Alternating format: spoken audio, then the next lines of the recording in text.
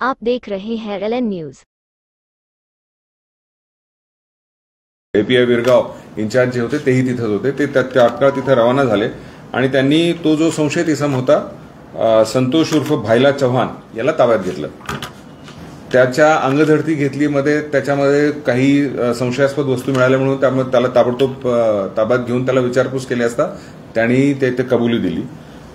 त्याच्याकडून माहिती अशी मिळाली की त्याचा जो दुसरा साथीदार होता जो की फुटेजमध्ये सुद्धा आम्हाला दिसत होता तो तिथून पळून गेला होता।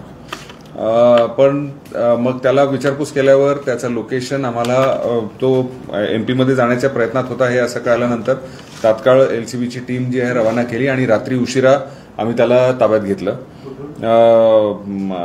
सेंधवा मला वाटतं MPच्या बॉर्डरवरच आपल्या हद्दीमध्ये घेतलं त्यांना। जे आरोपी आहेत ते आहेत संतोष उर्फ भाईला चव्हाण वय वर्ष 22 हा राहणारा अंचली तालुका सेंधवा जिल्हा बडवानी मध्य प्रदेश इथला आहे आणि त्याचा साथीदार अनिल उर्फ हाबडा नारायण बिलाला हा सुद्धा राहणारा अंचली सेंधवा जिल्ह्याचा मध्य प्रदेश येथील आहे। हे दोघंही इथे शेतामध्ये शेतमजूर म्हणून काम करत होते आणि त्यांनी ह्या प्युअरली आतापर्यंत जो तपासमध्ये निष्पन्न झालेला आहे की चोरी करून तिथं त्यांना अशी एक त्यांची धारणा होती की तिथं सोन्याचे आभूषण वगैरे आहेत ते चोरी करण्याच्या उद्देशाने तिथे गेले। बेसिकली त्या फुटेजमध्ये सुद्धा दिसत होतं की त्यांनी बराच वेळ झटापट केली, ते उघडत नव्हतं हे आणि मग त्या दुसरं साहित्य काहीतरी हातोडा किंवा तत्सम काहीतरी घेण्यासाठी ते मागे गेले आणि कदाचित आता तो तपासात आमचं निष्पन्न होईलच पण तो कदाचित त्यावेळेस ज्या ताई आहेत त्या जागे झाल्या असाव्यात त्यामुळे त्याने त्याला तिथं त्याला मारून टाकलं आणि मग नंतर पुन्हा मग चोरी केलेली आहे।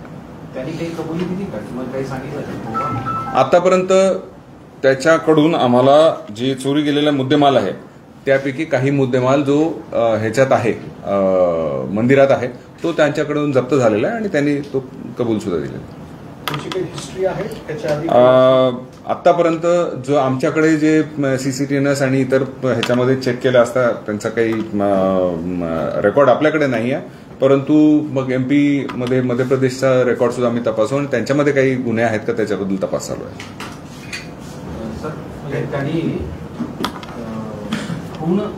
हत्या खून जे काही केलेलं आहे ते त्याच्या संदर्भात काही सांगितलं का? उद्देश एकच होता की हे करत असताना आम्ही पकडल्या जाऊ नये आणि जर तिने आवाज केला तर आम्ही पकडले जाऊ आणि म्हणून ते त्यावेळेस अनफॉर्च्युनेटली ती हत्या झालेली आहे। त्यांच्यासोबत तिथं कोणी नव्हतं का? नाही, हे दोघेच होते। फुटेजमध्ये सुद्धा क्लिअरली दिसत आहे हे दोघेच आहेत आणि आतापर्यंतच्या तपासामध्ये सुद्धा हे दोघेच तिथं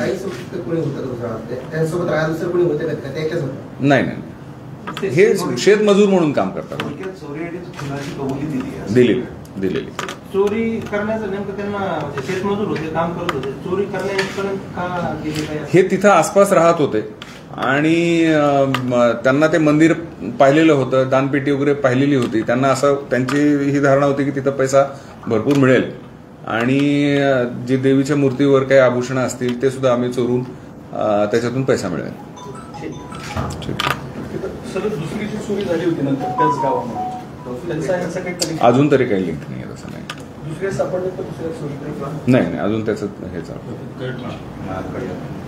ठीक आहे। आरोपी आणलेले आहेत ना, मी खाली त्याला प्रेस नोट भी दे देता हूँ और प्रेस नोट बाकी से हिंदी में सांगतो। आप देख रहे हैं औरंगाबाद LN न्यूज। लाइक करे, सब्सक्राइब करे और शेयर करे।